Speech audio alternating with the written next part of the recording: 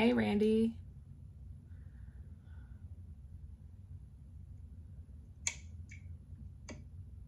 Hey, Randy.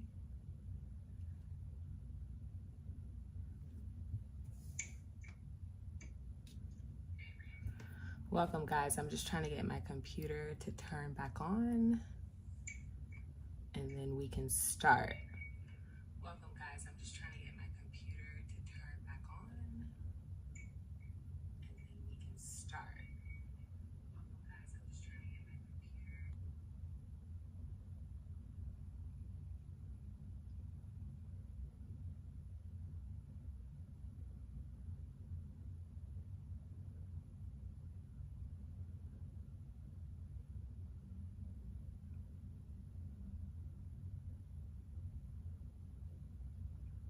Okay.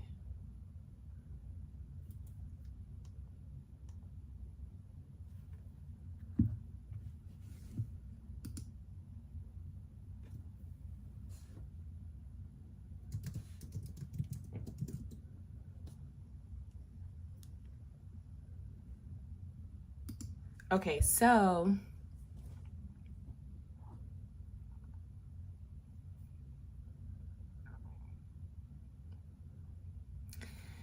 sorry, I'm trying to make sure the audio, all of that. Okay, so Mimi, the last live did not record, which was my fault. But so what I'm gonna do is we're gonna start today at number 11 because that's where we left off last time. And then once we get done through however many I have here, I'm going to go back and do 1 through 10 so that it can be all a part of one recording because it is recording today and it's gonna save to my phone. So sorry about that, guys. I know I said that I was recording. I was not recording. That was my first YouTube live. We had a lot going on, but we fixed it. So we're good today. Y'all good? Y'all excited? Y'all happy it's Sunday? Has anybody started school yet?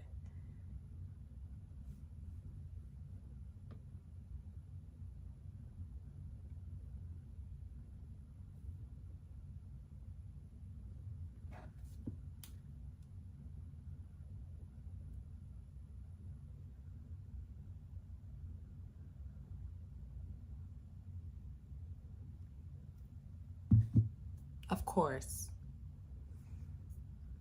Okay, so I'm getting ready to switch over and so that we can get started. Let me just pull this up.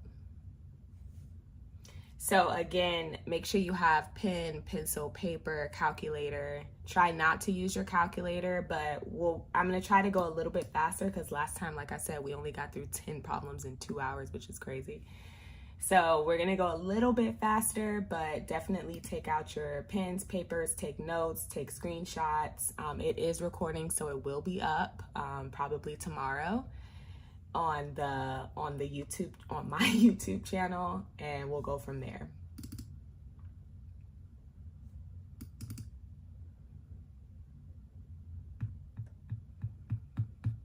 All right, so let's get ready to switch over.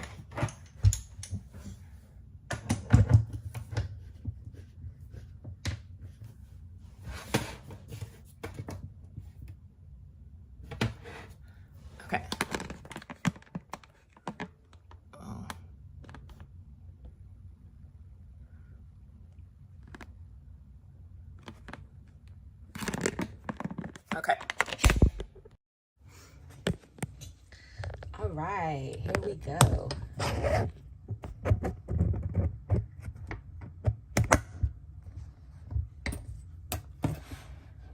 Okay, here we go. Okay, so number 11, solve for x. Combine like terms. Notice that we have an inequality sign there. The rule for inequality signs is if you divide by 0, if you divide by -1, you have to flip the sign. If you divide by -1, you have to flip the sign. So just be mindful of that. Let's get started. Okay, so let's combine the like terms on this side. Negative 8x and positive 2x. That becomes negative 6x minus 16 is less than negative 5x plus 7x. Let's combine the like terms on this side. Negative 5x plus 7x is the same thing as saying 7 minus 5, which is 2x. Negative 6x minus 16. Let's combine like terms. I'm going to add 6x to the other side. Negative 16 is less than or equal to 8x, and divide both sides by 8. Negative 16 divided by 8 is negative 2 is less than x, or x is greater than negative 2. Questions?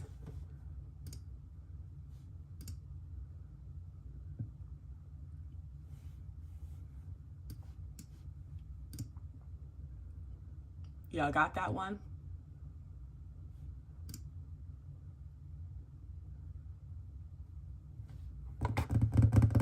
Okay, let's run it back. First, combine the like terms on this side. Negative 8x plus 2x is negative 6x. Minus 16 less than negative 5x plus 7x. Then combine the like terms on this side. Negative 5x plus 7x is 2x, right? Let's run it back. Let me erase this so it just makes a little bit more sense. Negative 5x plus 7x is positive 2x. So on this side, we have negative 6x minus 16 is less than positive 2x. Now we have to combine like terms, but they're on opposite side of the inequality. So I'm going to bring the negative 6 over here. The only way I can do that is if I do the opposite, which is add 6. That cancels out. Negative 16 is left over here. Bring down the inequality sign. 2x plus 6x is positive 8x. Then to get 8 alone, you have to divide both sides by 8. That way it cancels out here, right? On this side, I just have x left. On this side, I do the operation. Negative 16 divided by 8 is negative 2. Usually on the SAT, I'm actually going to say every time on the SAT, they're going to start with x first. So here we have negative 2 first. When we solved it, they're going to start with x first. So this says negative 2 less than x, or x greater than negative 2. So this will be one of the answer choices that you see on the SAT.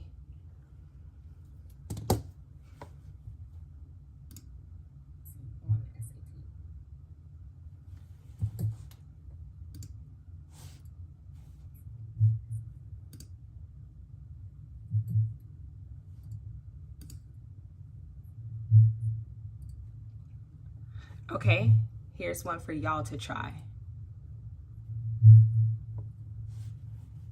Okay, why is it not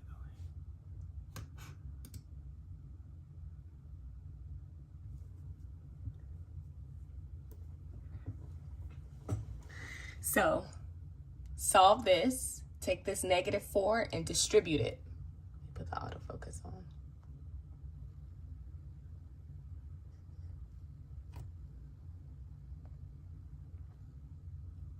Distribute that negative 4 into the parentheses.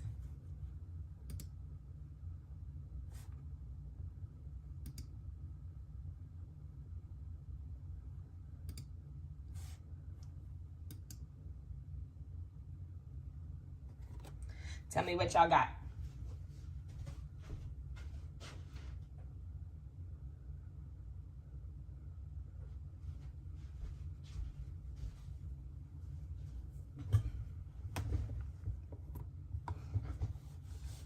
Okay.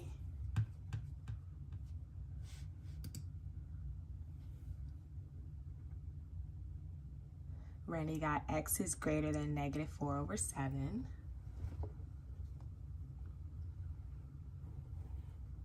Anybody else? What y'all got? All answers are welcome. All.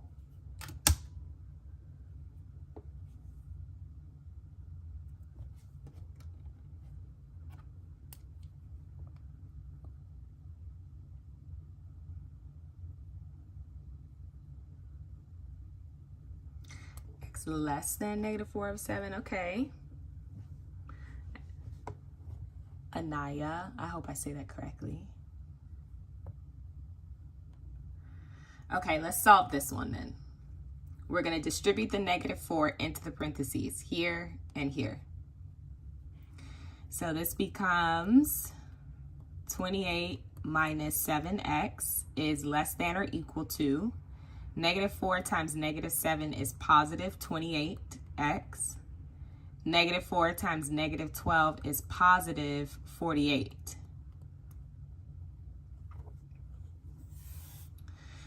Okay, so let's combine like terms. I'm gonna add 7x to both sides. So 28 is less than or equal to 28 plus 7 is 35. X plus 48.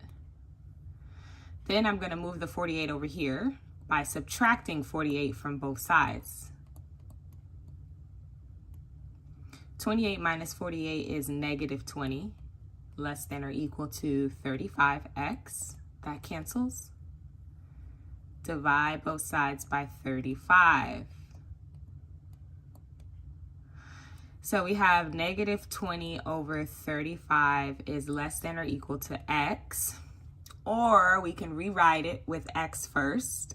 X greater than or equal to -20 over 35, which equals negative, if we divide both sides by 5, -20 divided by 5 is 4. 35 divided by 5 is 7. So x greater than or equal to -4 over 7. Good job.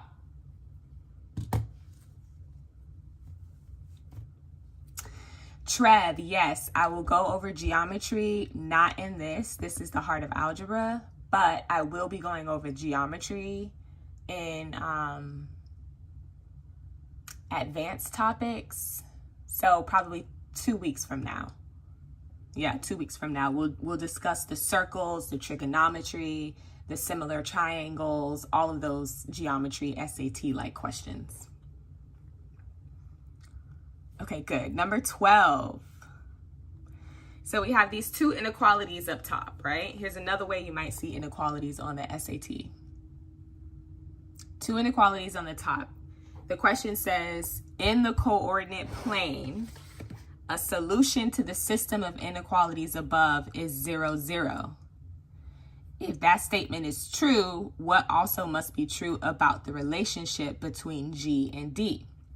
So what are they saying? Every time the SAT gives you this, when they say 0, 0, or if they say origin, because these two are the same things. What are they telling you to do with this 0, 0? They're not explicitly telling you. They didn't write it down, but they're telling you something in between the lines. What are they telling you to do with 0 and 0? What do y'all think?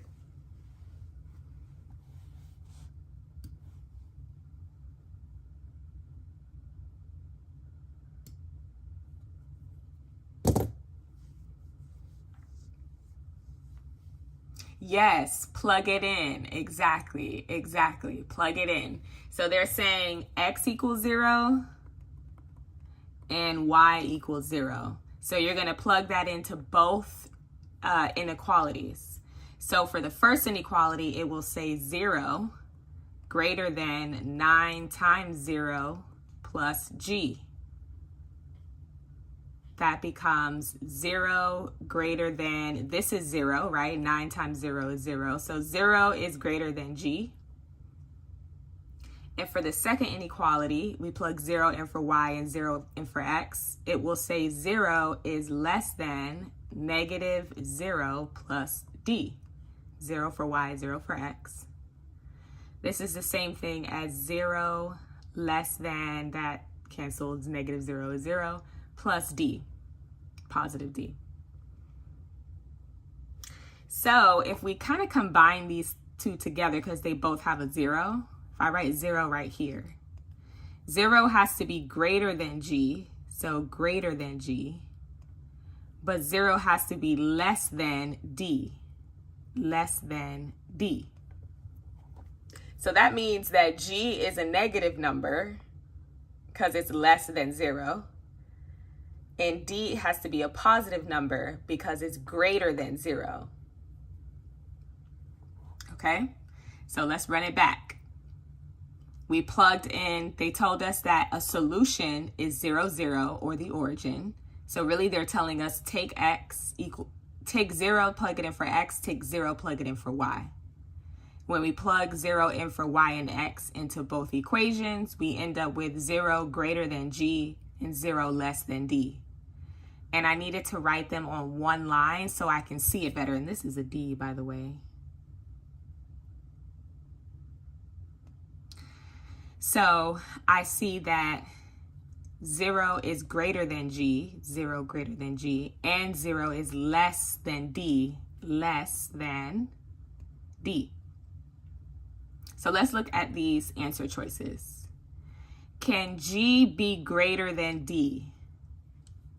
No, right? Because by what we found here, g can only be less than d because g is a negative number and d is a positive number. So A cannot be a choice. Can d be greater than g? D greater than g? Yes.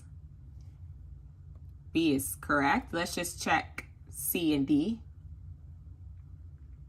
So C, the absolute value of D. So that means whatever we put in for D, it'll come out positive, equals the absolute value of G. Whatever we put in for G, it'll come out positive, right? Now, technically, that is true because anytime you put in a negative number, it always equals a positive number outside of the absolute value equation. So even though G is less than 0, meaning G is a negative number, if we put a negative number in here, it's positive. Also, D will remain positive. They could equal the same thing, or G could be greater than D, or D could be greater than G. It depends on the number that you pick. So C is not the best choice for this. It's not always true, right? And then D, if we select, well, let me not erase that. So let's say we select -1 for G, or even let's do it -2. And then for D, we choose 5. So negative G, which will be -2, -2, less than -5. Negative and negative become positive. So this says 2 is less than -5, which is clearly not true. 2 is greater than -5. So D is also not an answer choice. The only possible answer here is B. Questions? Let me pull this up a little bit.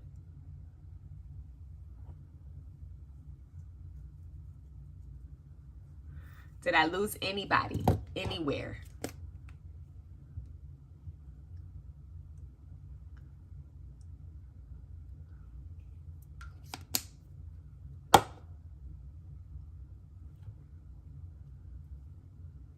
Good, okay, let's try it on your own. You try. Tell me what y'all get.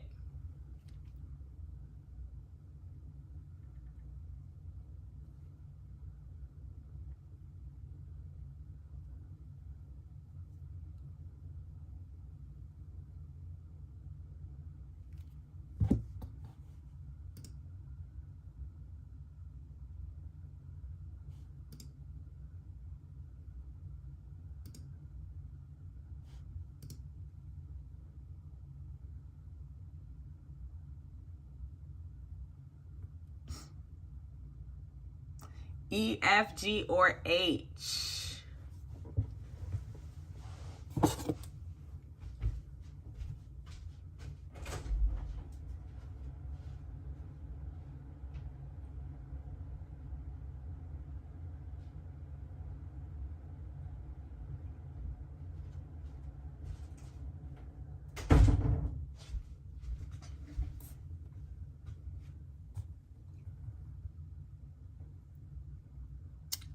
Yes, Randy. U and R. Sorry, this should say U and R.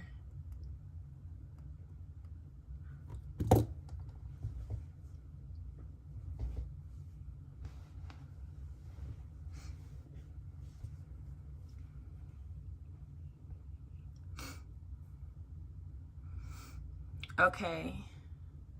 A Miracle says F. What else we got, y'all?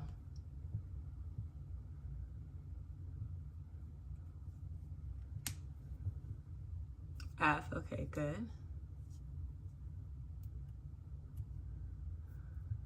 Okay, well, let's see. Let's solve it and see what we get. So again, they told us that a solution is 0, 0. We're going to plug 0 in for y, x and 0 in for y.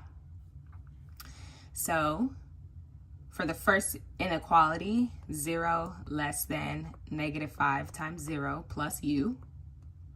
-5 times 0 is just 0, right? So 0 greater than u. For the second inequality, 0 less than -2 times 0 plus r. That cancels out too, right? -2 times 0 is 0. 0 less than r. So let's type 0 in the middle. It has to be greater than u and has to be less than r. So by default, r has to be greater than u. So the correct answer is E. Do y'all see why? Why it's E and not F?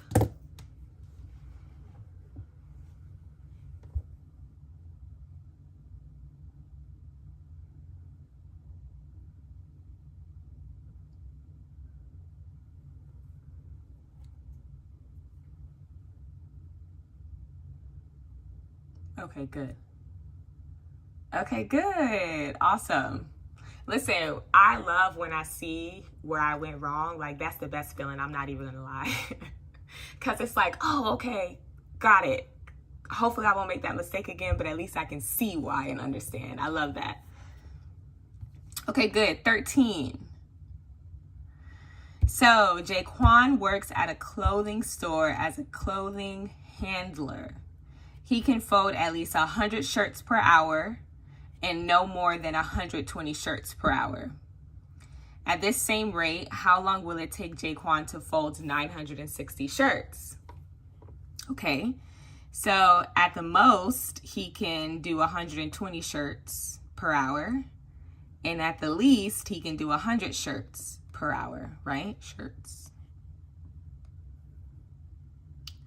So if we take 960 shirts, and this is really shirts per hour, and divided by the rate, 120, his maximum rate, 100 shirts per hour, we'll be able to see how long or how many hours, right? Because the shirts will cancel out and we'll just be left with the hours. How long it will take Jaquan to fold 960 shirts. So 960 divided by 120 is like 8 something, right? 960 divided by 120 is 8, actually, on the dot. And then 960 divided by 100 is 9.6 hours. So it'll take him somewhere between 8 hours and 9.6 hours. So this would be a grid-in question on the SAT, and you could write, actually equal to, you can write any number from 8 to 9.6. You can write 8.1, you can write 8, You can write 9.22, but like, don't get fancy with it. Just put 8 or 9.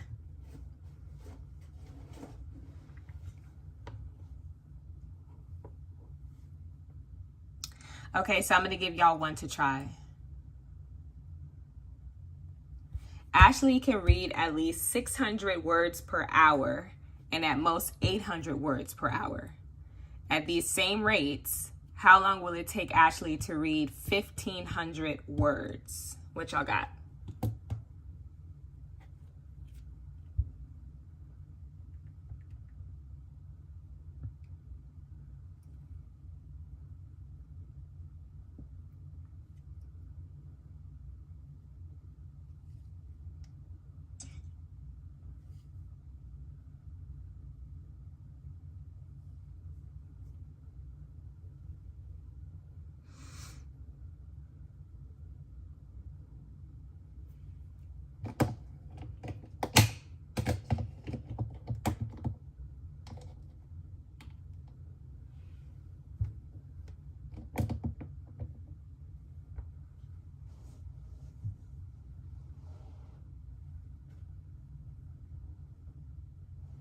Okay, between 0.4 and 1.8, okay.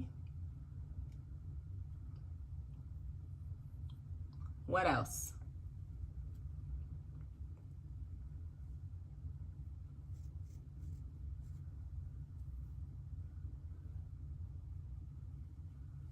Okay, Romario says 2.5 hours at least, okay.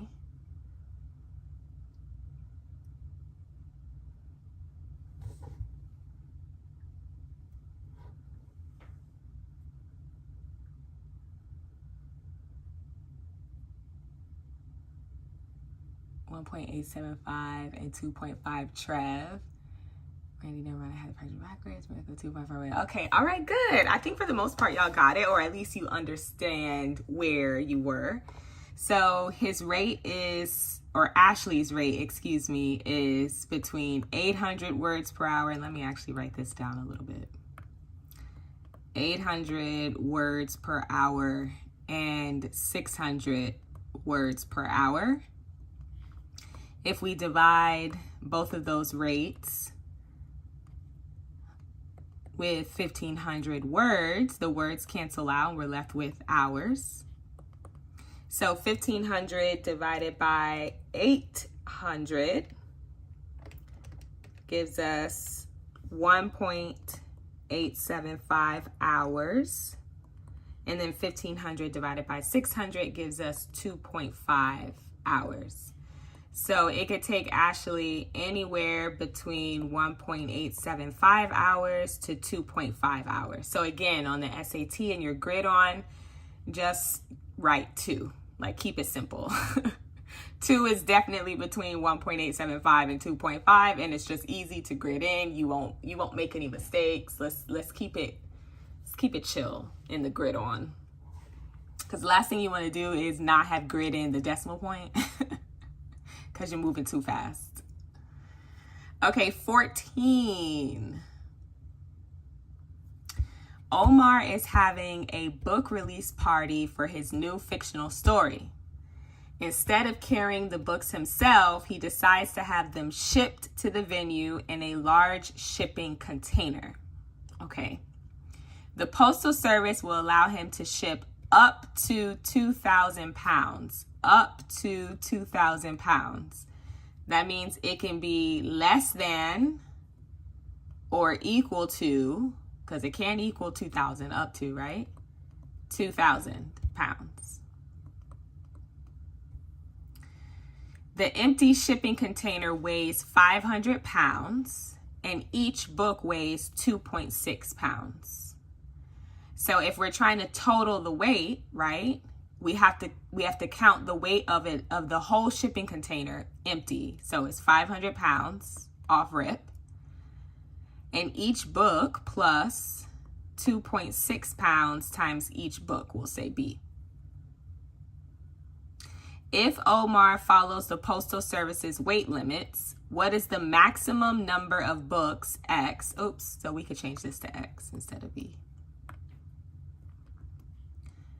he will be allowed to ship to the party. Okay, well, let's kind of treat this like it's an equation instead of an inequality, right? We'll subtract 500 from both sides. And I probably should write this 500. 2.6x is less than or equal to, this becomes 1,500. 2,000 minus 500 is 1,500. And then 1,500 divided by 2.6 equals 576.923. Oh, hold on. I skipped a step. Divide both sides by 2.6.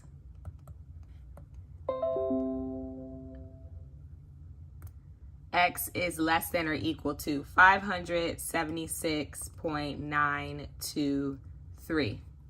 Now it says, what is the maximum number? This is also a grid-in problem. SAT likes to have the inequalities be the grid-in problems. Maximum number. The maximum number would be 576. Because it has to be, X has to be less than or equal to this number, right? So we can't go above this decimal with 577, even though technically, since this is 0.9, you would round.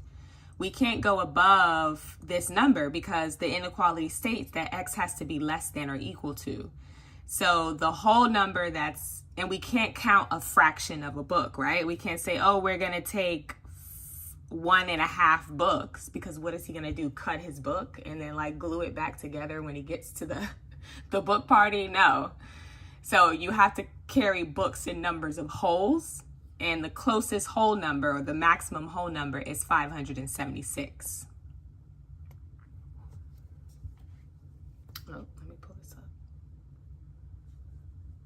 So again, Omar it decides to ship the books instead of carrying them himself, and the post office says he can ship up to 2,000 pounds. So whatever he has to be less than or equal to 2,000 pounds. The empty shipping container is 500 pounds off rip, plus 2.6 pounds for each book. Subtract 500 from both sides, divide both sides by 2.6.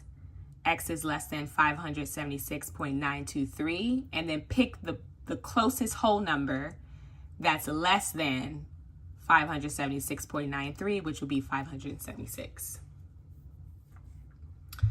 Okay, I'm sure you guys guessed it, but you try. Tell me what you get. Kingston owns his own business repairing vintage cars. How cool is Kingston? He travels across the country to make special deals to purchase auto parts. In California, he came across a body shop going out of business that carries the vintage tires he needs. Kingston purchases them and decides to drive the tires in his truck bed back home. The 4 tires on his vehicle can drive with no more than 4,000 pounds of weight combined. If the empty truck and Kingston weigh 2,200 pounds and each tire weighs 24.3 pounds, what is the maximum amount of vintage tires X Kingston can fit into his truck bed?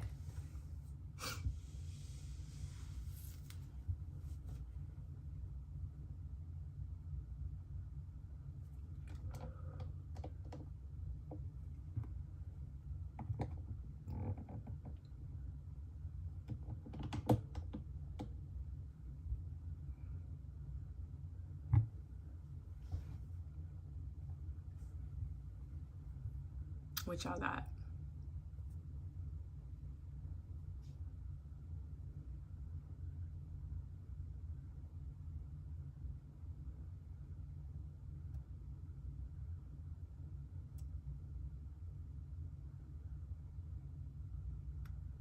Oh, okay, Mimi. Well, this will be up, I promise. And I'll check my email.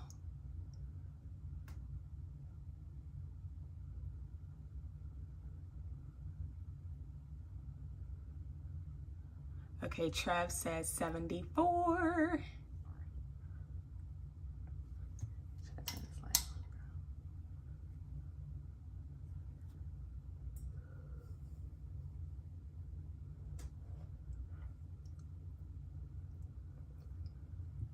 74 tires, Anaya. Okay, good. Let's solve it. So Kingston and hold on.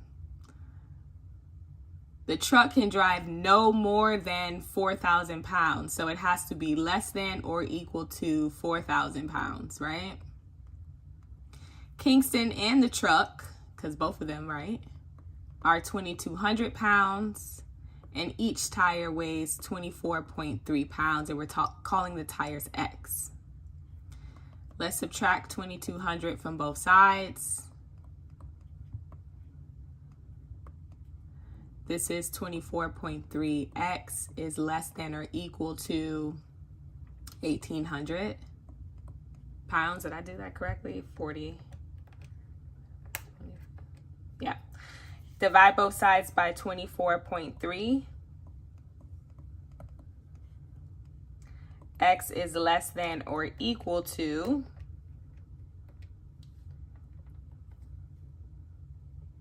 74.074.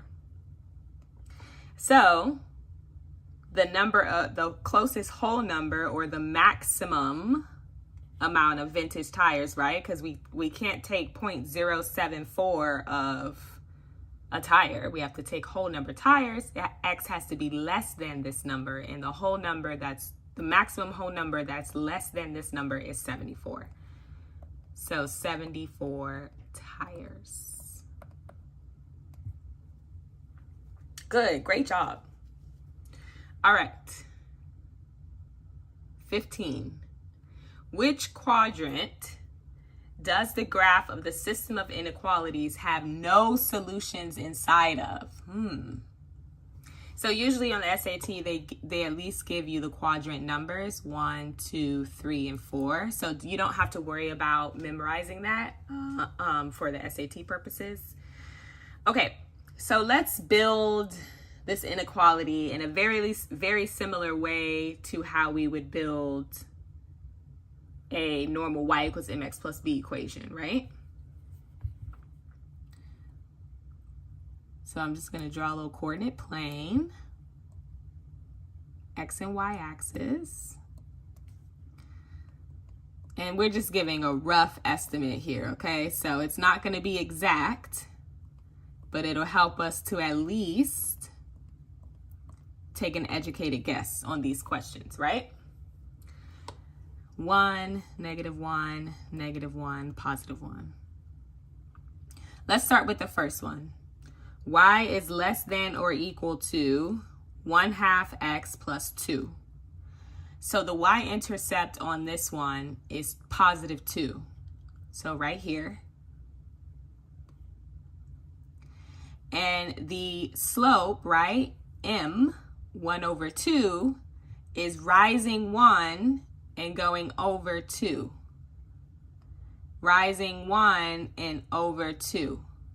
Same thing in the opposite direction. Down 1, left 2. Down 1, left 2. It's less than or equal to, so that means the line will be solid instead of dotted. And we have to figure out where we shade. This says y is less than, right? Y is less than. So we're shading below the line.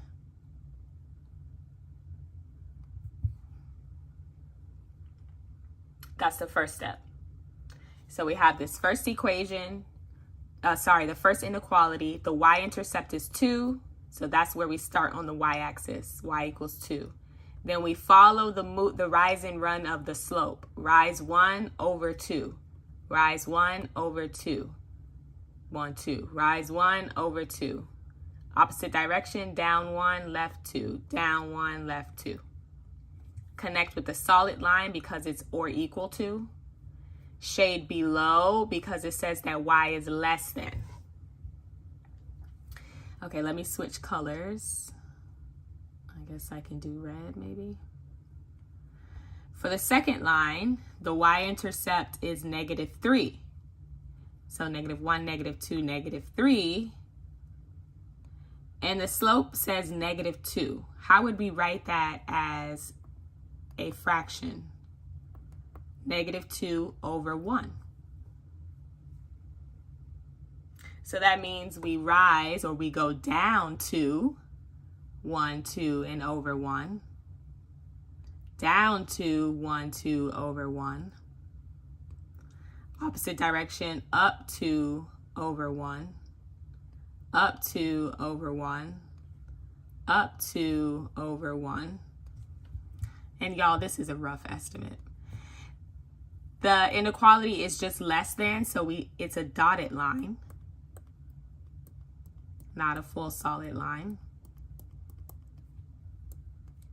And where do we shade? Well, y is less than, so we shade below the red line.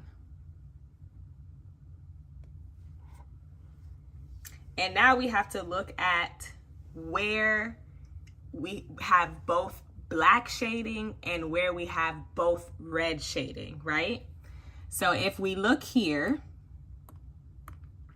we only have black shading, only black. And if we look here, we only have red shading. But from here down, we have both black and red. This is the solution where we have both shading. So this covers this section, which is quadrant 2, this section, which is quadrant 3, and this section all the way down here, which is quadrant 4.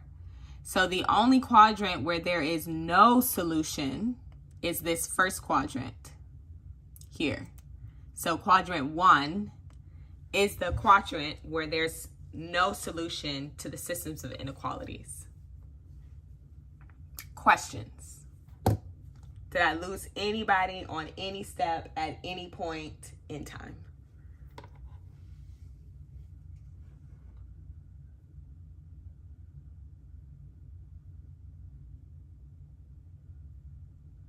Okay, good, Anaya.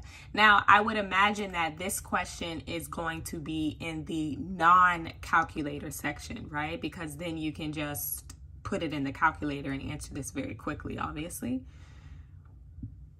So make sure you know how to quickly build a line on the coordinate plane. Make sure you know how to find the y-intercept, which will be the starting point, and then find the next point based on the slope, rise over run.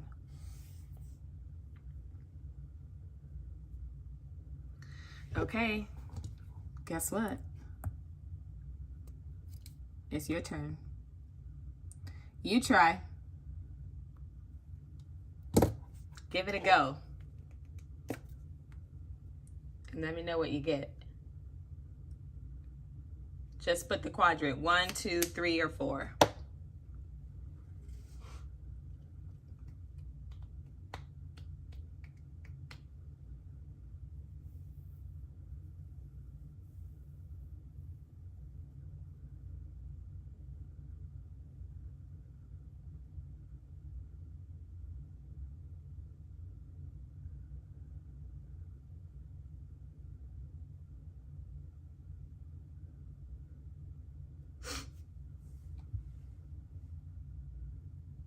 Remember how to start with your y-intercept, and then how you move either up if it's a positive slope, down first if it's a negative slope.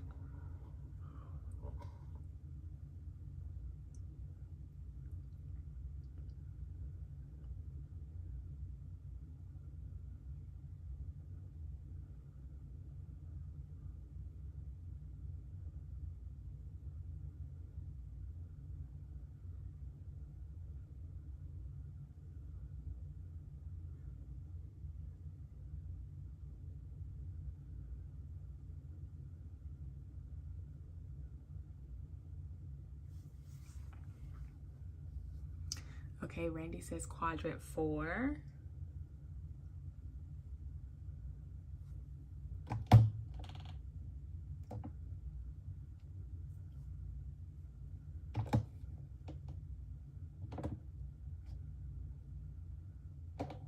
Okay, Miracle says quadrant 4. Trey says second. Okay. All right. I'm loving these answers, actually. All right, let's work this one out together. So I'm gonna draw. Let me go back to black. I'm gonna draw the XY coordinate plane. Just kind of estimating it.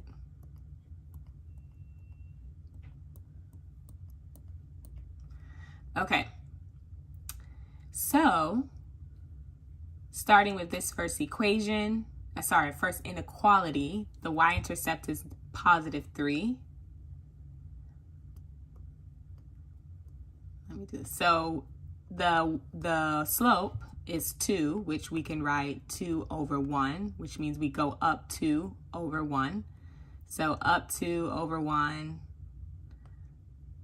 up 2 over 1. Let's do it in the opposite direction. Down 2, left 1, down 2, left 1. It's or equal to, so it's a solid line. And this time it says y is greater than or equal to, so we shade above the line. This would be below the line. This is above the line, so we would shade above the line. I'm just going to shade around this so we don't lose the equations, the inequalities. God, I keep saying equations. Okay, so let me go to red now and start with the second inequality. The y-intercept is +1. The slope says up 1 over 2, up 1 over 2, up 1 over 2, down 1 over 2, down 1 over 2. And this is just greater than, so it's a dotted line. Y is greater than, so we have to shade above the red line. And we look for where we have both red and black, which is basically completely above all of the red line.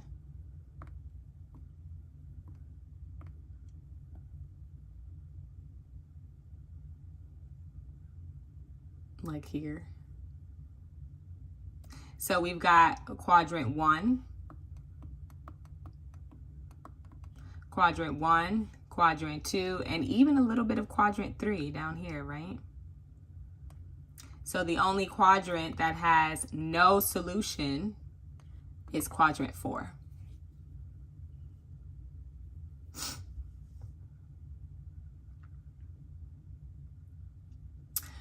Randy, yes, that is a good observation, but it also depends on where their intercept is, because it also could not actually.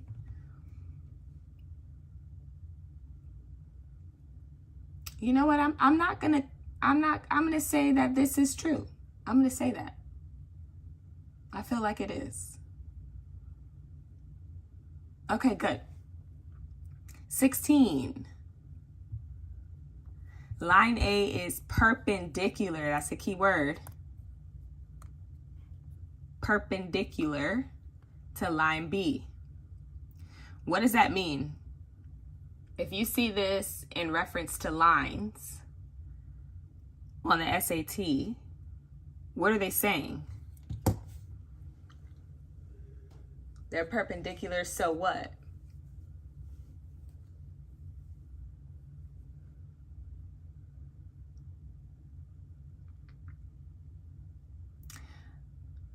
Yes, reciprocal and negative. Good. Reciprocal and negative. So line A and B are perpendicular. Line A passes through these 2 points. We can use these 2 points to find the slope of A. And line B passes through these 2 points. Once we find the slope of A, we can find the reciprocal and the opposite to figure out what the slope of B is supposed to be, and then we can solve for P. So let's do that. So the slope of A Subtract the y's. 4 minus negative 2 equals negative 3 minus 1. That becomes positive, positive. 6. Negative 3 minus 1 is negative 4. This is really negative 3 over 2, right? So the perpendicular slope is going to be opposite. So since this is negative, the opposite is positive. Reciprocal, flip it. 3 over 2 becomes 2 over 3. So the reciprocal slope, the perpendicular slope slash the slope for B is positive 2 over 3. Okay, so I know that the slope of B has to equal 2 over 3. Let's find the slope of B. Subtract the y's, 9 minus P. Subtract the x's, 3 minus 6.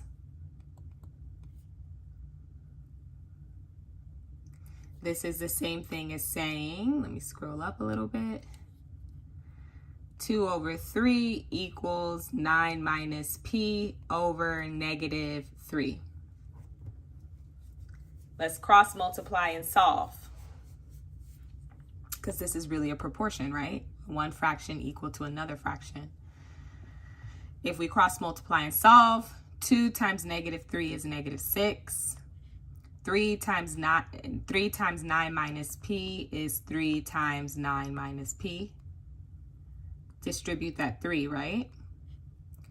Negative 6 equals 3 times 9 is 27. 3 times negative P is negative 3P. Subtract 27. Negative 6 minus negative 27 is negative 32. Or is it 33? 33 equals negative 3P. And then divide both sides by negative 3. Negative 33 divided by negative 3 is positive 11. Positive 11 equals P. Let's run it back. Hey, Randy, could they also use the words normal to describe perpendicularly? Normal to? I think they would, Randy, I think they would probably use normal to describe parallel more than they would perpendicular if they did use the term normal, but I doubt that they would use that. But the only reason I say that is because parallel slope remains the same. So if we found out that the slope of A was negative 3 over 2 and it was parallel instead of perpendicular, then the parallel slope would also be negative 3 over 2. But since it's perpendicular, we have to find the opposite and reciprocal. Okay, so let's run it back. We had 2 points for line A. We used the slope formula y2 minus y1 over x2 minus x1 to find the slope, negative 3 over 2. Sorry, I don't know what my voice is doing. Flip it. 2 over 3, take the opposite. Since it's negative, it's positive. That's going to be the slope of B now. Set that equal to whatever the slope formula is for these 2 points. 2 over 3 equals 9 minus P over 3 minus 6. That becomes 2 over 3 equals 9 minus P over negative 3. Cross multiply. 2 times negative 3 is negative 6. 3 times 9 minus P is 3 times 9 minus P. Distribute the 3 into the parentheses. Negative 6 equals 3 times 9 is 27. 3 times negative P is negative 3P. Subtract 27 from both sides. Negative 33P equals negative 3P. Divide both sides by negative 3. 11 equals P.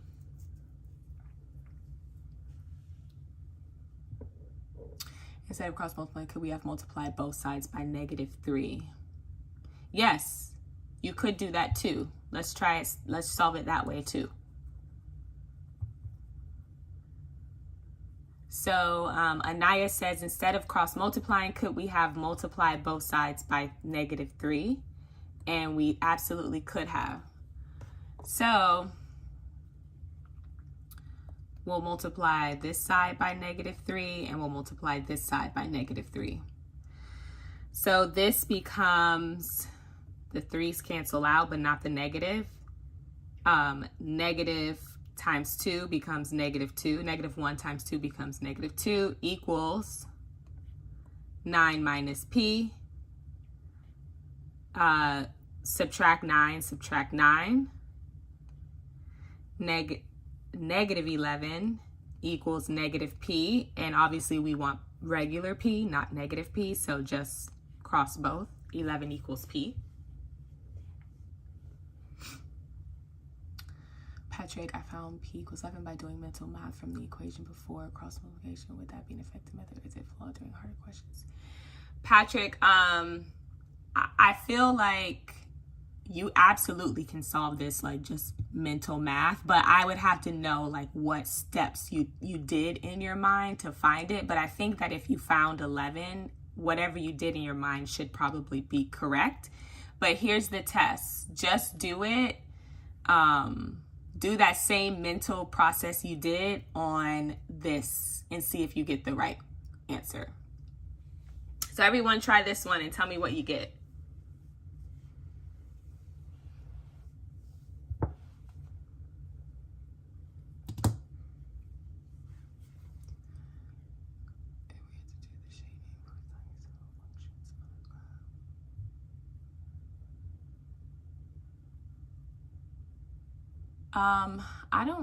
You mean like sine, cosine, tangent? I doubt that. I haven't seen those on the SAT. I've seen them on an ACT, and we definitely wouldn't be shading.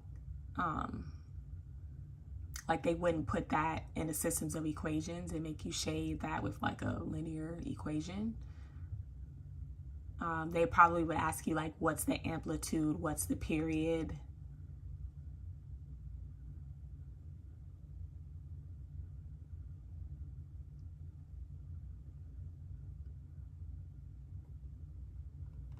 All right, line A is perpendicular to line B. Line A passes through the points 5, -2, 1, 3. Line B passes through the points 5, 7, P, 11. What is the value of P? For Southerners, what do you mean?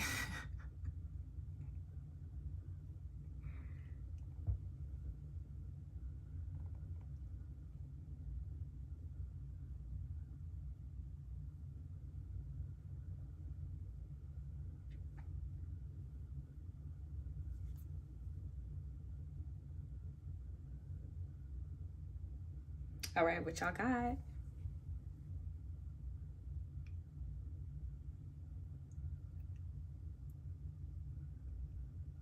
P, okay, Patrick has P equals 10.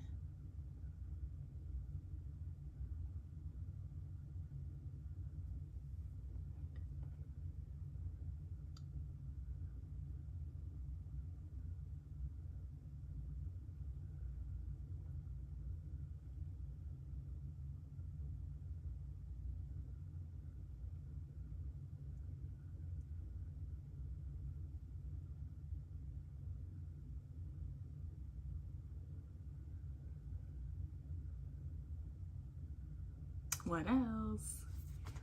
Where y'all at? Okay, Naya got 10.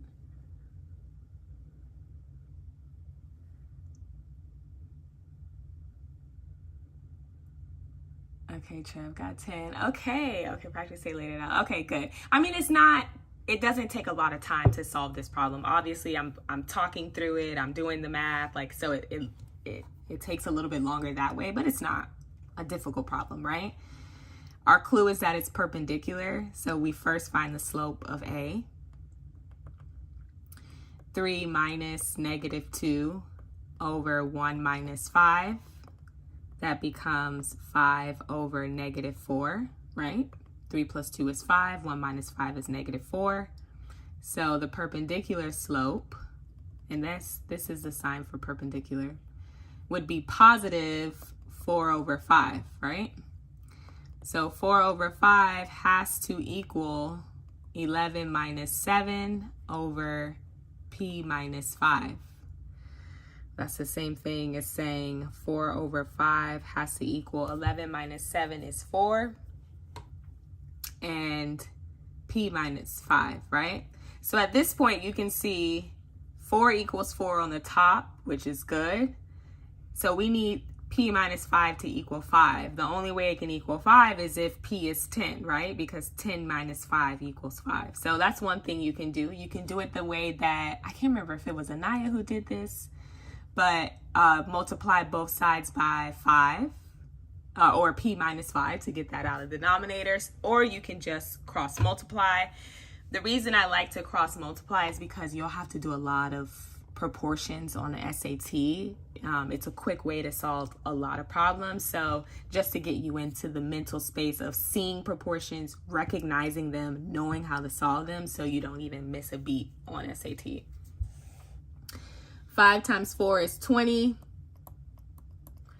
4 times p minus 5 is 4 times p minus 5. Distribute that 4. 20 equals 4p minus 20. Plus 20 on both sides. 40 equals 4p. Divide both sides by 4. 10 equals p. Great job. Great job. All right, 17. On a number line, 2 points are exactly 6 units from the point with a coordinate of -2. What? Write an absolute value equation that will give the coordinates to both points. So we need to write an absolute value equation. That's the clue here. And so there's really a fraction. I'm sorry, there's a formula. X minus, let's say A, equals B.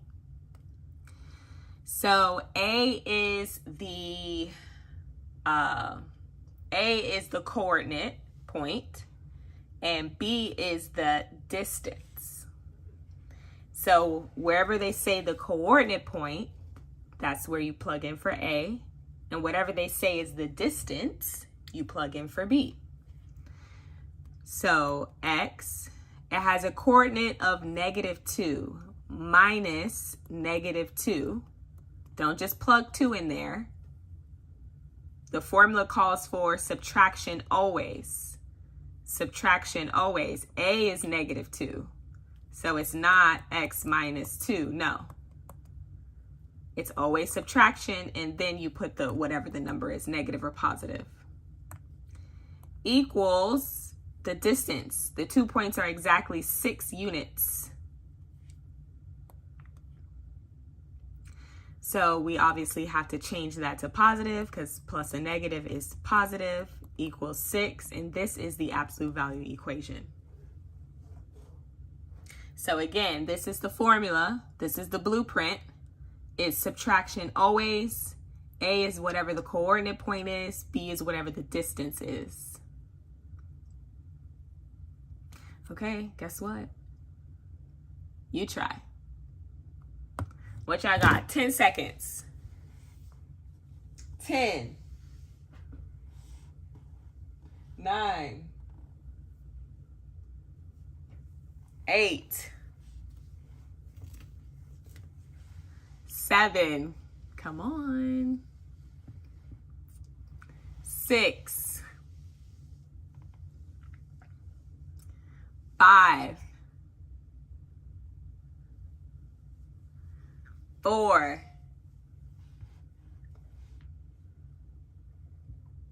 3. 2. Come on. 1. All right, let's solve it, y'all. So remember, it's X minus A equals B. A is the coordinate point. B is the distance.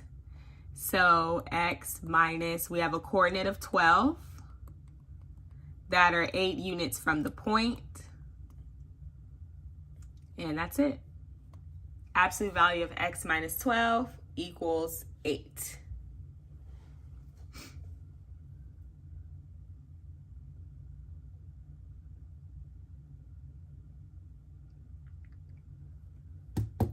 All right, let's keep it going.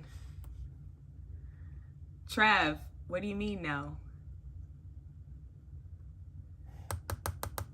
System of equations, system of equations. Okay, in the system of equation, if the systems of equations has infinitely many solutions, what is the value of a minus b? Okay, so if they give you two equations, the systems of equations, and they say that there are infinite many solutions, that means that both of these are the same exact line, right? No solution means that they are parallel lines, so they will never touch, they never have a solution.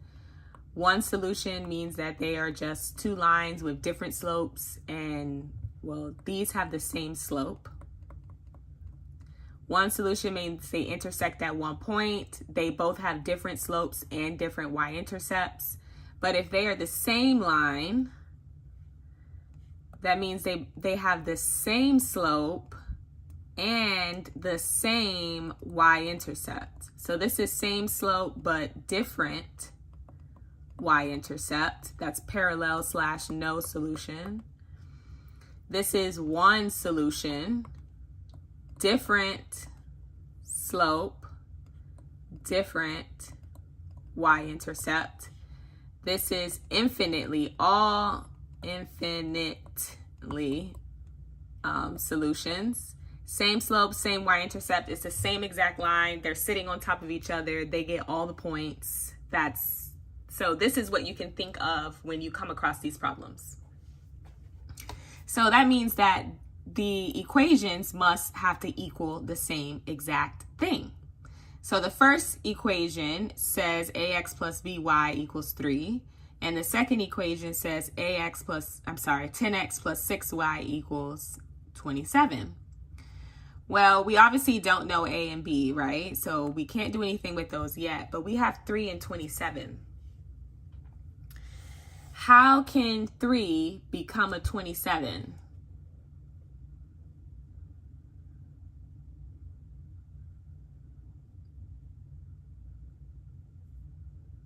Close, Trev. Multiply by 9. If we multiply 3 times 9, that'll give us 27. So we have to multiply the entire first equation by 9. Here, here, and here. So the first equation becomes 9ax plus 9by equals 27. And the second equation becomes 10x plus 6y equals 27, right? So now that they equal the same thing, then we know that 9a has to equal 10, 9b has to equal 6, and then obviously 27 has to equal 27. So 9a has to equal 10. Solve for a, divide both sides by 9.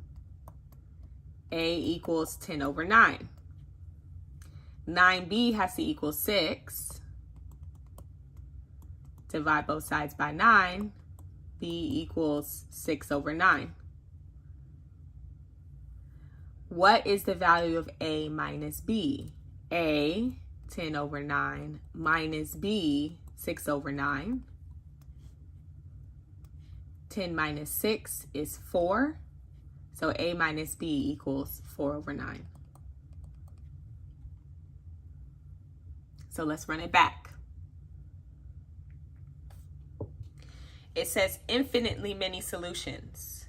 That means they're the same line. They need to equal the same exact thing. I don't know what a is. I don't know what b is. But I see that I have both of the constants, 3 and 27. I can see that if I multiply the first equation by 9, they both will equal 27. So 9 times ax is 9ax, 9 times by is 9by, 9 times 3 is 27. The first two coefficients with x have to equal, so 9a has to equal 10. The first two coefficients with y have to equal, 9b and 6 have to equal each other. Then obviously 27 and 27 have to equal each other. Make little mini equations. 9a has to equal 10, 9b has to equal 6. Solve for a equals 10 over 9. Solve for b equals 6 over 9. We need to figure out what's a minus b. 10 over 9 minus 6 over 9 is 4 over 9. Y'all got it? Questions?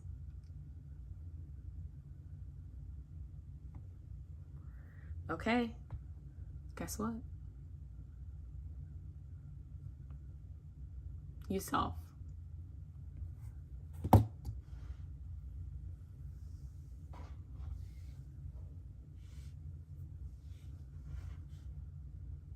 We have to find out the multiplier first.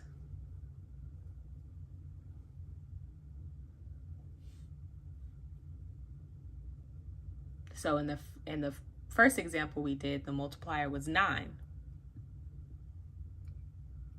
Think about what your multiplier will have to be in this one.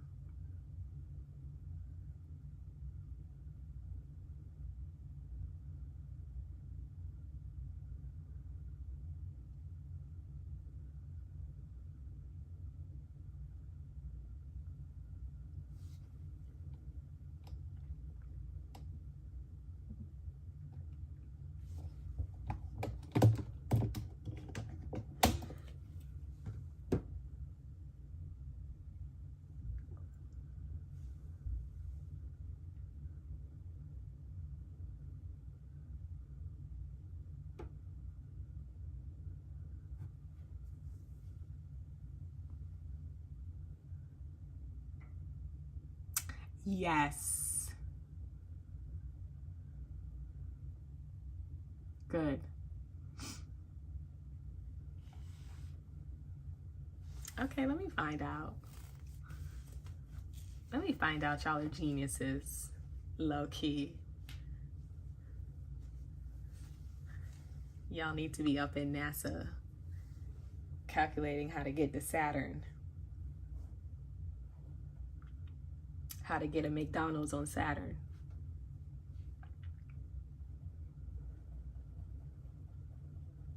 Okay, so let's solve this.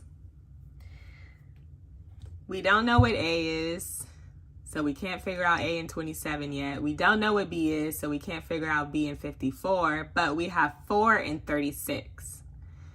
4 can become a 36, or negative 4 can become a negative 36 if we multiply by 9. So we're going to multiply the entire first equation by 9. 9ax minus 36y equals 9b. Second equation, 27x minus 36y equals 54. All right, so the coefficients have to equal. 9a has to equal 27, negative 36 has to equal negative 36, and 9b has to equal 54. Let's set up mini equations. Whoa, hold on. I don't know why I did that. So 9a equals 27, and 9b equals 54. Divide both sides by 9. A must equal 3. Divide both sides by 9. B must equal 6. What is the value of A over B? A over B has to equal 3 over 6, or 1 over 2, or 0.5.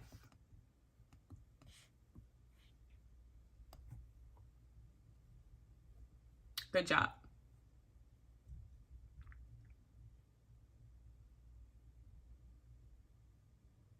No, B is positive. because 54 is positive.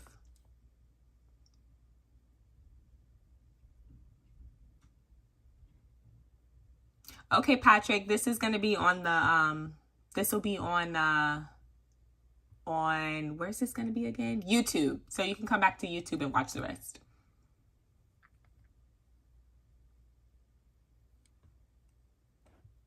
Okay, good. Next. All right, so we have this, I forgot what they call these. Not correlation, but direct, oh gosh. Okay, it doesn't matter what they call these, but the one where they have k, right?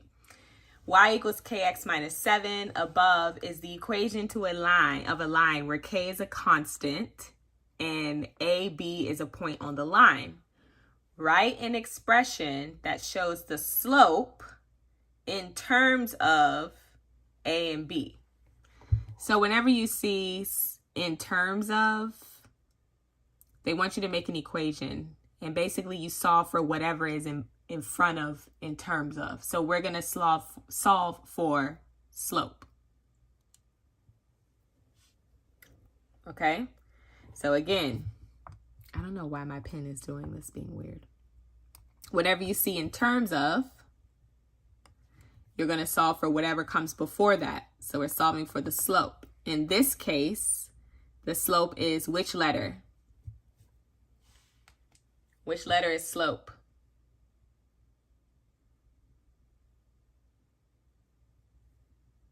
Which variable?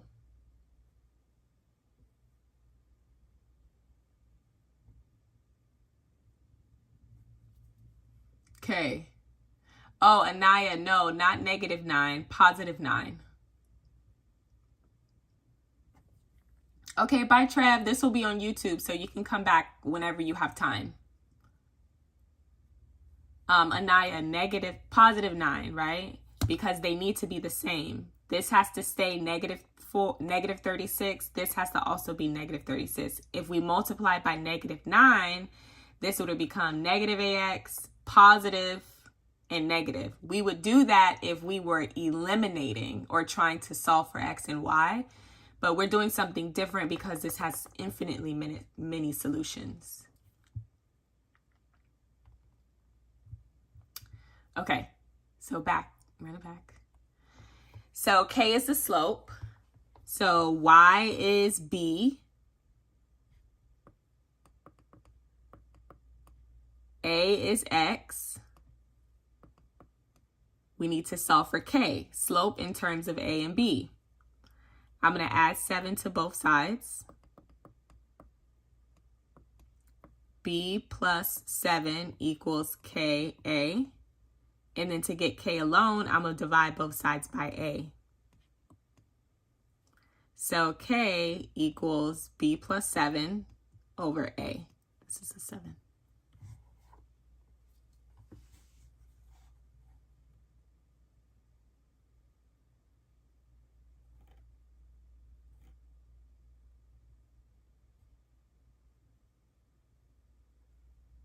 All right. Guess what? You get to try. This time we need to solve, or we need to write an expression that shows A in terms of K and B.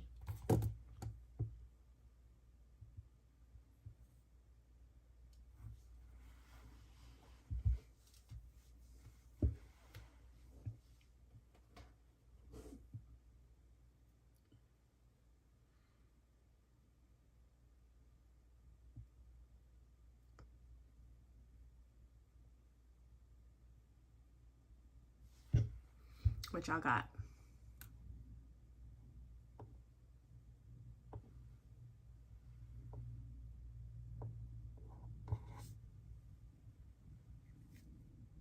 Make sure you watch for that negative K too.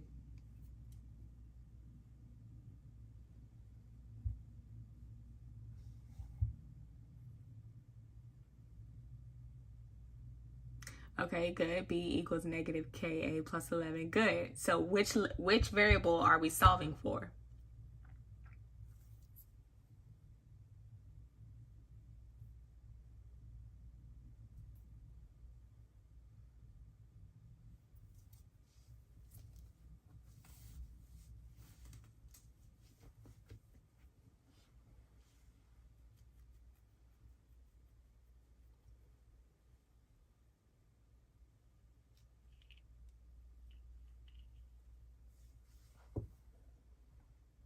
We got to solve for, remember, A in terms of K and B. We need to solve for A. Whatever comes in front of in terms of. So plug B in for Y, A in for X. B equals negative KA plus 11. And I need to solve for A. Subtract 11. B minus 11 equals negative KA. Divide both sides by negative K. So B minus 11 over negative K equals A. Now you can see this in many of ways. You can see it like this, even though I doubt it'll be like this in the answer choices. What you might see is, because it's improper to keep a negative in the denominator. It's just like not, like the math bros would be very upset with the SAT if they kept a negative in the denominator. So they'll take it to the numerator, right? Negative B minus 11 over K, and distribute that negative inside. So then it really becomes negative B plus 11 over K, and then they would rewrite it as 11 minus B over K equals A. So you'll probably see it this way versus seeing it this way. They both are the same exact thing. One had the negative distributed in the denominator, and one had the negative distributed in the numerator, which is the proper way.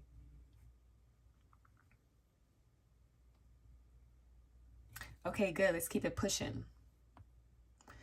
All right, so we have another systems of equations. This one has a constant K.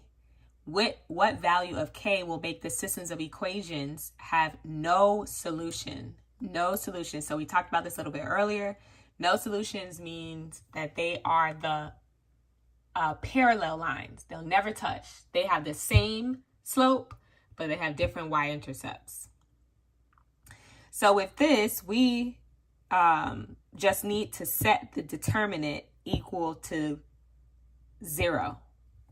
And I think I put that in my, oh yeah, guys, I forgot to tell you about, I keep forgetting to show you little pieces of this formula sheet. But here, the systems of equations. Why is it not scooting over? Okay. Systems of equations, how to solve if it's elimination, substitution, what to do if it has infinite solutions, which we just talked about. Find the multiplier that makes the equations equal. But if you have no solution, you set the determinants equal. So for this example, we did 2a times negative 4. 2a times negative 4 equals 3 times 8. 3 times 8. And then you solve. 2a times negative 4 is negative 8a. 8 times 3 is 24. Divide both sides by 8. Negative 8. A equals negative 3. So you can only do this with no solution, parallel lines. So let's do that. Let's set the determinants equal. K times 5 is 5k equals 9 times 4, which is 36. Divide both sides by 5. K equals 36 over 5, which we cannot further reduce. And that's what K equals.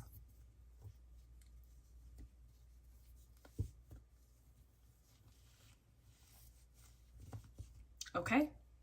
So no solution, set the determinants equal to each other like an X, and solve.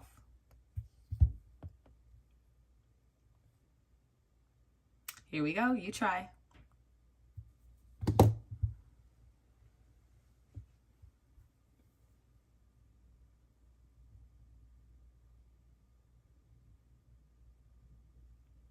The determinant is, it's used when we solve for like matrices. So it's really AB or AD minus CB equals 0.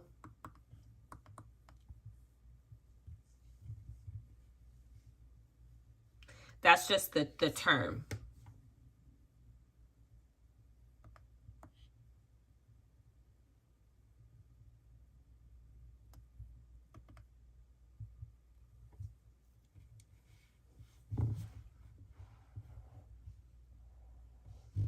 So if you had A plus B equals, then C plus D equals, the determinant would be AD minus BC. So you cross.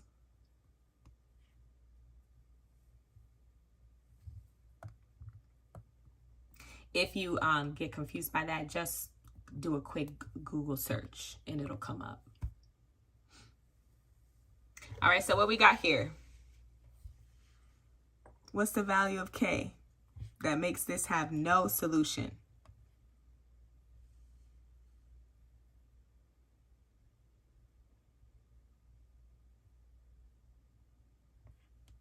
First this, right? 2 times negative 3.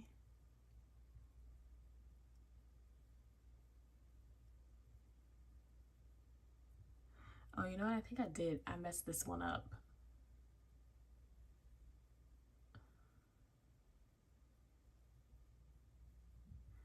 Two times negative 3, we have negative 6 equals.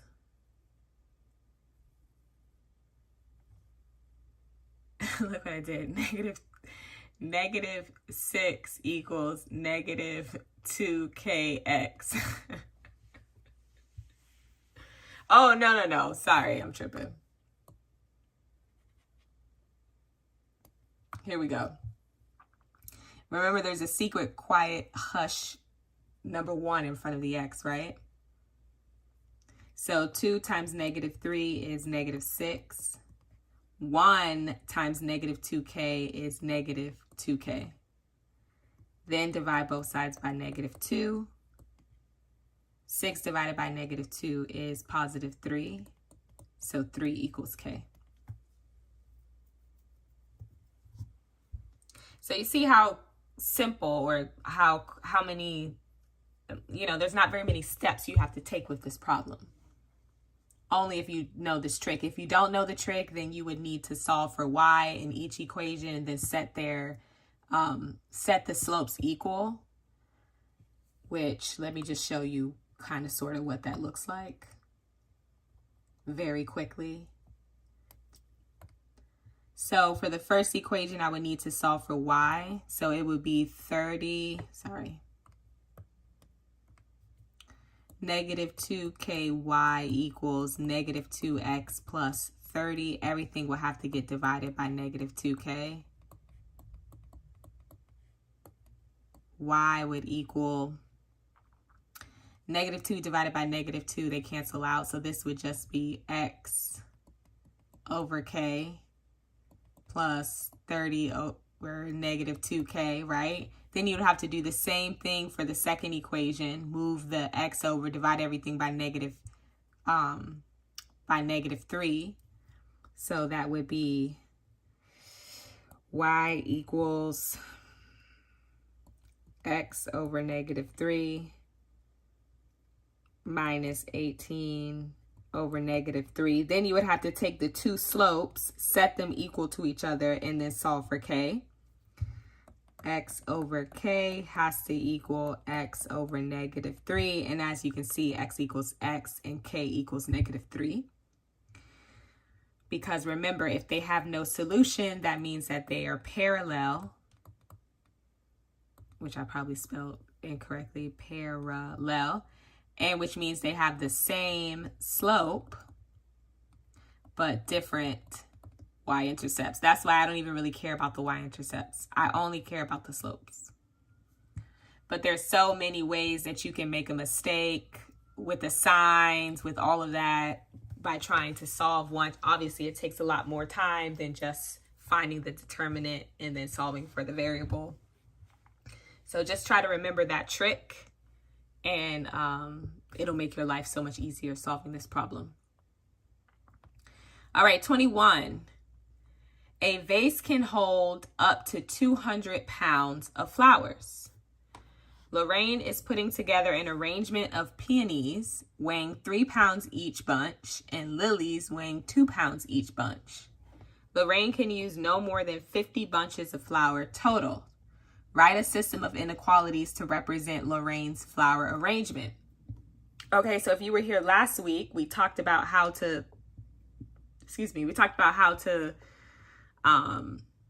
notice, like what signs to look for to notice if this was a systems of equations or inequalities word problem. So they tell us here, so we obviously know, but just to refresh your memory, I wrote it in my sheet here. Okay, so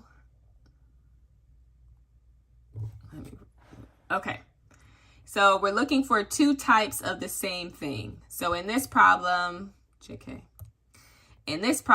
we have arrangement of peonies and arrangement of lilies, right? Bunches of lilies, bunches of peonies.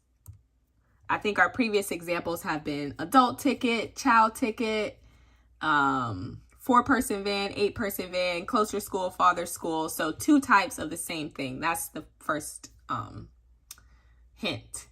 And then you look for word problems with 4 numbers, because we're going to have 4 spaces to fill in for 4 numbers.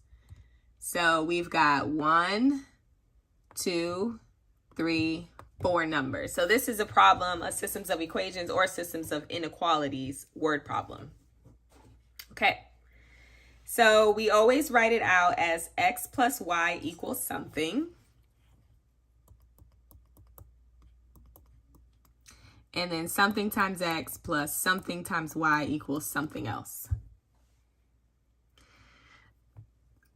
The 3 numbers in the second equation all have to have the same unit of measure. We can't mix up the units of measures, right? Let me scoot this back over. So 200 is pounds. 3 is pounds. 2 is pounds, 50 is bunches. So clearly these will all go in this second equation, and 50 bunches alone will go up here. So I'm going to put 3 pounds, 2 pounds, 200 pounds. So I'm saying that peonies is x, because peonies weigh 3 pounds each bunch. Lilies is y, because lilies weigh 2 pounds each, and I put the 2 with y. And then 200 is the total pounds. So we have pounds, pounds, pounds. Good. 50 is bunches. So x is the total number of bunches of peonies, y is the number of bunches of lilies, and 50 is the number of bunches total. So this is bunch, bunch, and bunch. So we've set this up correctly. However, it's not a systems of equations, it's a systems of inequalities. So we need to change our signs. So it says the vase can hold up to 200 pounds. So it has to be less than, or it can equal 200 pounds. And it says that Lorraine can use no more than 50 bunches. So she has to be less than or equal to 50 bunches.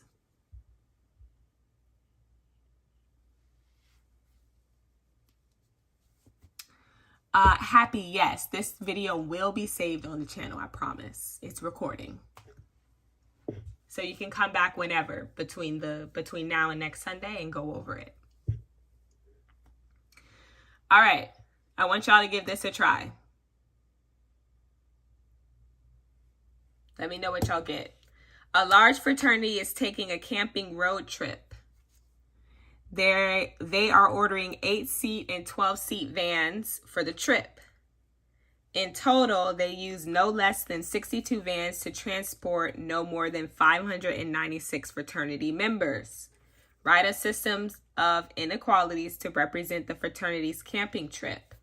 How many 8-seat vans did they use?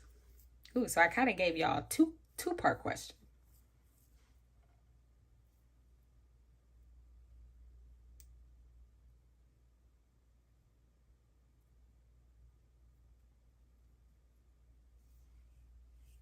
So first, let's set up the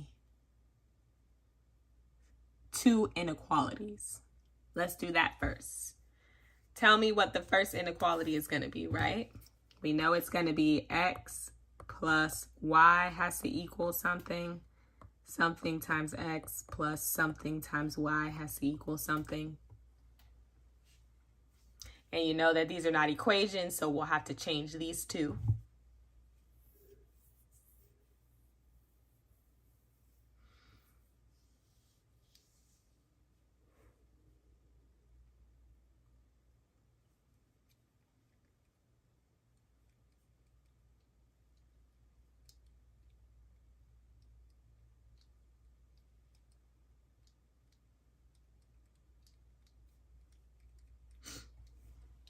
So what y'all got?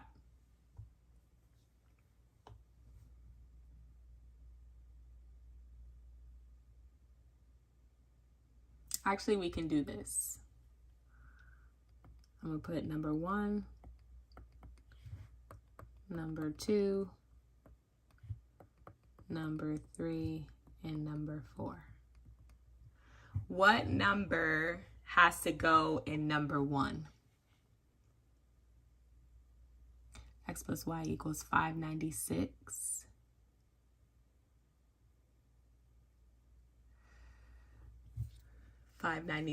Ooh, not quite.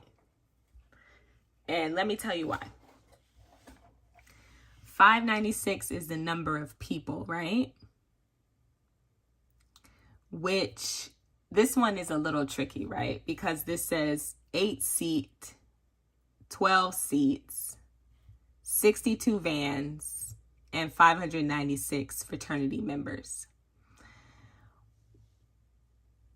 This means people, right? Seats represents people, which in this case, the people are the frat members. So this is really 8 members, 12 members. So number 4 has to be 596 and not number 1. Does that make sense? So 8 seats, 12 seats, 596 total seats / members we need to carry. And 62 vans is up here alone. So 8 times the number of vans will give us the number of frat members. 12 times the number of vans will give us the number of frat. Yes, number 1 would be 62 frat members. And this is the total number of frat members.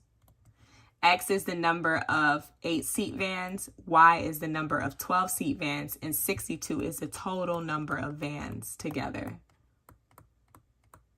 So this one is a little tricky, right? Because it might be like more logical, I guess, in your mind to put 8, 12, and 62 together because 8 and 12 are the types of vans, but the types of vans are really going to tell us the total amount of people. So it has to go with the 596.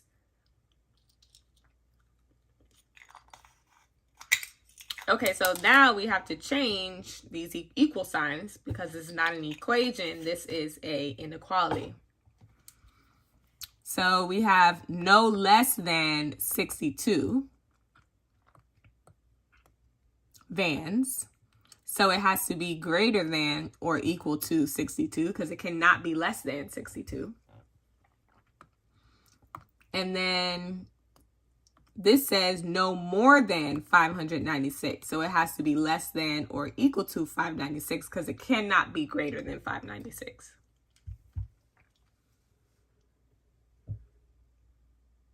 And then they want to know how many 8-seat vans did they use. So we're going to put this in the calculator like we did the last time. Let me get the menu together. Okay, so this is a simultaneous equation.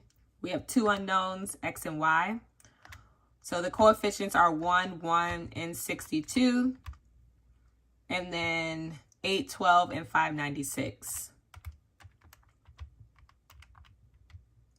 And then we hit enter. X is 37, Y is 25.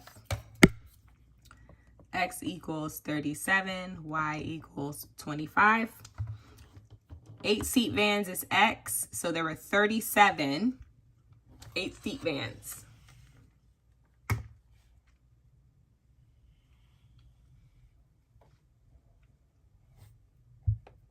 All right, good. Ooh, the saline solution mixture question. The SAT, there will literally only be one question like this on the SAT, if it's even on your SAT. And they love to just throw this randomly, like out of nowhere. But I'm going to show you how to solve it. Just in case they randomly throw it on the exam, it won't throw you off. They'll throw it, but it won't throw you. Okay, so the first thing we want to do is set up a little table. 1, 2, 1, 2. This is going to be the amount of milliliters. This is always the percentage, and this is both multiplied. So let's read. How many milliliters of a 10% saline solution? So how many we don't know, x ml, of 10%, which we write as a decimal. And then we multiply. X times 10% is 0.10x. Okay. Is mixed with 35 ml of a 20% solution. So we have 35 ml of a 20% solution. So really it's 35 times 0.20. To create a 16% saline solution.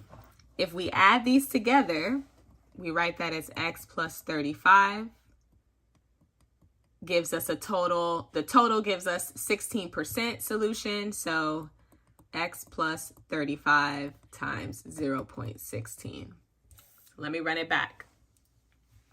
How many milliliters of a 10% saline solution? So how many x? 10%, 0.10. Multiplied together, 0.10 times x. Is mixed with 35 ml of a 20% solution. 35 milliliters, 20%, 35 times 20, which we can actually put that in here. 35 times 0.2. Just kidding. Let me get back to my calculator. 35 times 0.2. Well, we know it's 7.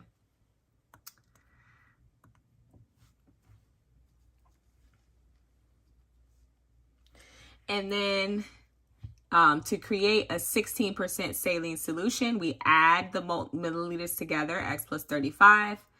This is going to be 16%. So x plus 35 times 16%. So now we can set up an equation. This plus this equals this. So 0.10x plus 7 equals x plus 35 times 0.16. Distribute this. 0.10x plus 7 equals 0.16x plus 0.16 times 35. Just put that in the calculator. 5.6. Okay. I am going to subtract 0.10x because I like to keep my exponents positive. 7 equals 0.06x plus 5.6. Then I'm going to subtract 5.6 from both sides. So this is 1.4 equals 0.06x. Did I do that right? 7 minus 5.6. Okay. And then divide both sides by 0.06. 23.3 repeated equals x. So we can leave it as that, 23.3 rounded ml. Questions?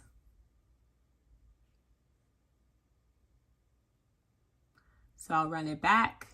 We set up the table.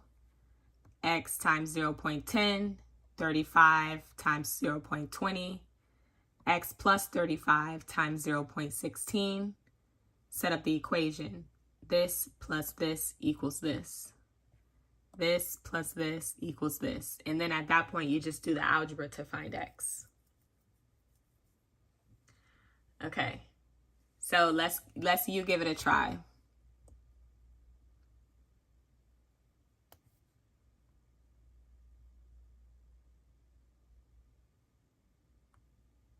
Give it a try.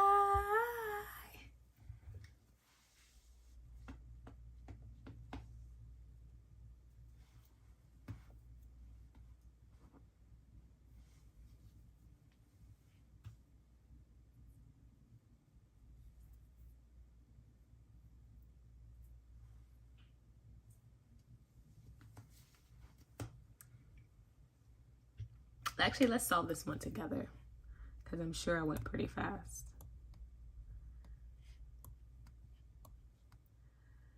These are liters, these are measurements, percentage, and then multiply. So what goes in this first one right here? What are we putting here in the first one?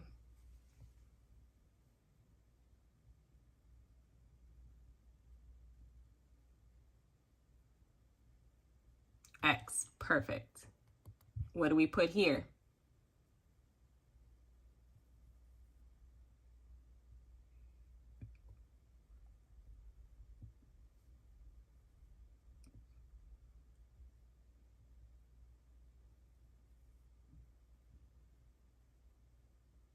Good, 0.30, because it says how many liters, how many x of a 30% saline solution, 0.30.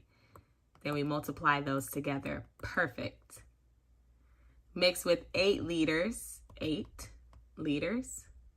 of a 6%. It's not 0.6, because 0.6 is really 0.60, which is 60%. Big mistake. It's 0.06 is 6%.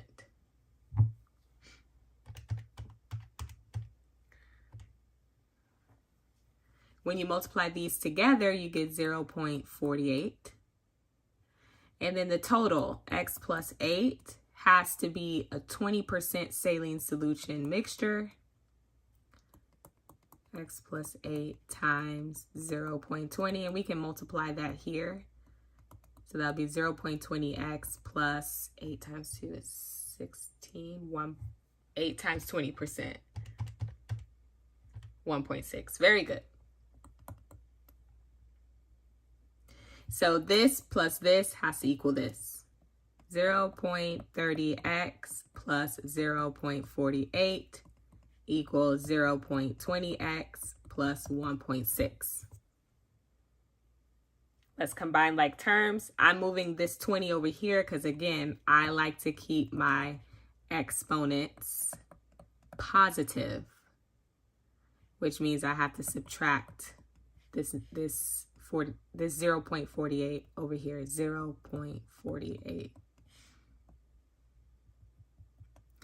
All right, this becomes 0.10x. That cancels. 1.6 minus 0.48 is 0.12.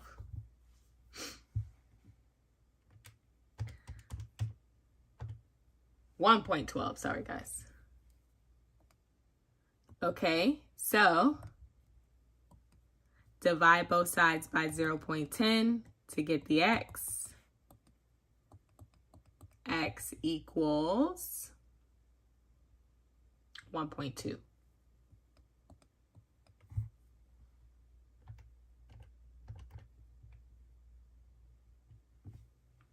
Or actually 112.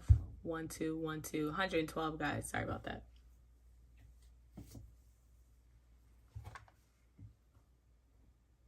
No, 1.12.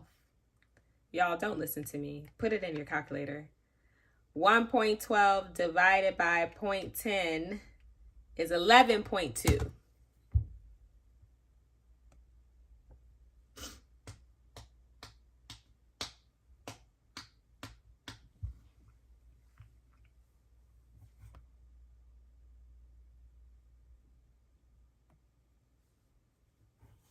Give it a try.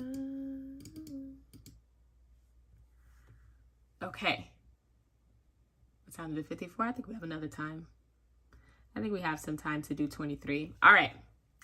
Zeke and Tara are betting on how many points their team will win the game by.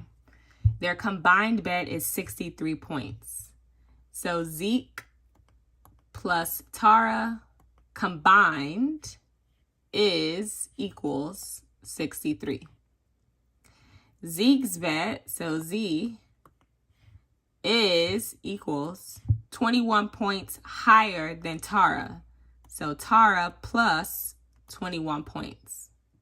How many points did Tara bet? Well, if we take T plus 21 and plug it in here for Z, that would give us T plus 21 plus T equals 63. T plus T is 2T plus 21 equals 63. Subtract 21 from both sides. Here we're left with 2T equals 42. Divide both sides by 2. T equals 21. How many points did Tara bet? Tara is T. Tara betted 21 points.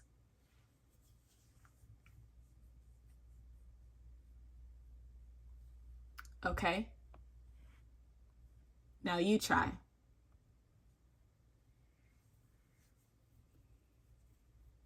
This time we introduced Andre. So I'll give you a few seconds to do this one. Zeke, Tara, and Andre are betting how many points their team will win the game by. Their combined bet is 348. Tara's bet is 28 points lower than Andre, and Zeke's bet is 74 points higher than Tara's. How many points did Tara bet?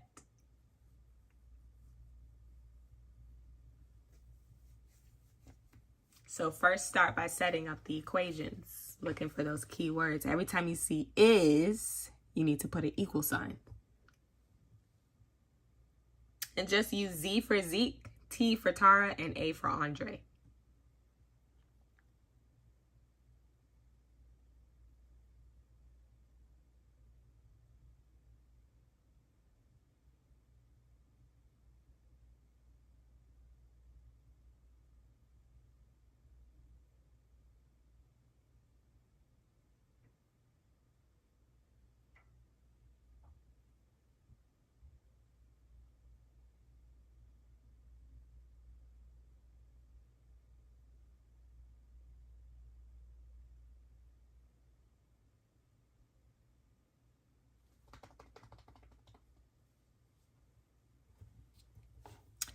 Okay, so we don't run over too much time. Let's start solving this together. So we have Z plus T plus A. They're combined, so their total bet equals 348. Tara's bet is T is 28 points lower than Andre's. So we have Andre's and we take away or subtract 28 points. Zeke's bet is Z is 74 points higher than Tara. So we take Tara's and we add 74 points. How many points did Tara bet? We need to solve for T, okay? Well, if I take this and plug that in for T, and if we take this and plug this in for Z, oh, actually, no, I don't want to do that. Because if we do that, then we'll have A and T. But we need all the same, right? So what I can do is take this equation right here and solve for A. I tried to just draw a star. So I can solve for A by moving 28 to the other side, right? So A will equal T plus 28. So I'm going to plug this in for A, this in for Z, and leave the T there. So T plus 74 is what Z equals, plus T plus A, which equals T plus 28, has to equal 348. Combine like terms. T plus T plus T is 3T. 74 plus 28 is 102 equals 348. Subtract 102.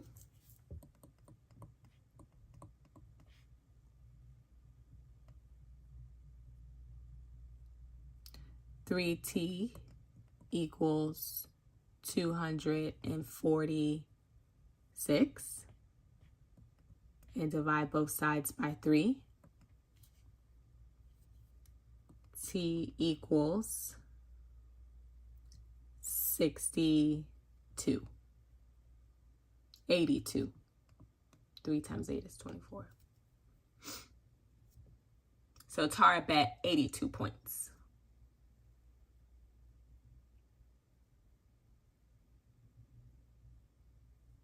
Okay, I just want to try one more. That way I can remember where we're at. Actually, I guess we can do this. We have 1, 2, 3, 4, 5, 6. We have 6 more problems. We can solve these at the beginning of the next week, where we will do problem solving and data analysis. So those are the all calculator questions, and they deal with like mean, median, mode, probability, average, which is obviously mean, line of best fit, all the statistics questions, functions, exponents, all of that kind of stuff. Okay, any last minute questions? Okay, good. Thank y'all for coming, and thank y'all for showing up. This has been awesome. Fun times. Same time next week. We'll finish these last 4 or 5 problems, and we'll start, like I said, on problem solving and data analysis. I'll probably put this up by Tuesday. Fingers crossed. Because I'm going to try to edit it so we don't have all the pauses and the back and forth, and y'all could just like go through it really quick. So I'm going to try to have this up by Tuesday, hopefully, or Wednesday. In the meantime, you can find me on TikTok, Instagram, and I'm trying on YouTube, okay? So just give me a minute. But anyways, y'all go have an amazing evening. If you started school already, go be kind to your math teachers tomorrow. And I'll see y'all next week. Bye. Thanks for coming. Thanks for being my math friend. Can we have access to your cheat sheet of equations? Actually, I'm actually selling this, Anaya. It's on my website. You can buy it. It's $5. It's not that expensive. But yes, I'm actually selling it so you can buy it if you want to use it. It's only Heart of Algebra though. Only Heart of Algebra. So it's very in-depth on the algebra. I'm going to make another one for problem solving and data analysis, and another one for advanced topics, and then another one for the additional topics. And no problem. And if you do buy it, Anaya, take a look through it. Let me know what you think about it. If you think I should add some things to it, let me know. This is really a document I'm trying to put together for y'all so y'all can have it while you're practicing. So just let me know. Okay, bye.